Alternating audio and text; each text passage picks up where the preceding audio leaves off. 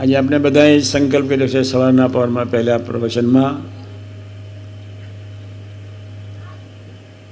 ખૂબ સજાગ રહેજો. અનંતકાળથી માનવી સાથે અહંકાર એના આત્મા સાથે જોડેલો છે જ.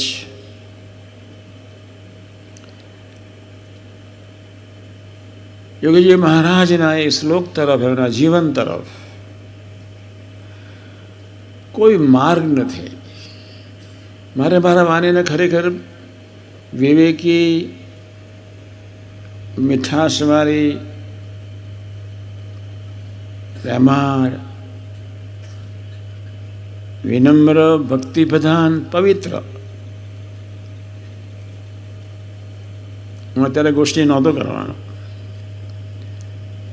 મને ત્યાં સમય 10 મિનિટ મને ઘડિયાળ દેખાડતા હતા કે દોડ થઈ ગયો 10 મિનિટ. મેં કહ્યું સાંજની સેશન છે નહીં, 20 મિનિટ મને આપ. જમીને પ્રસાદ લઈને તો જય સ્વામિનારાયણ, તમે સૌના મુકામ તરફ. 4 વાગે અમરેશ હોલમાં આપણે કાર્યકર્તાઓની મિટિંગ છે, એ કરીશું. પણ એક વાત સાંભળી લો,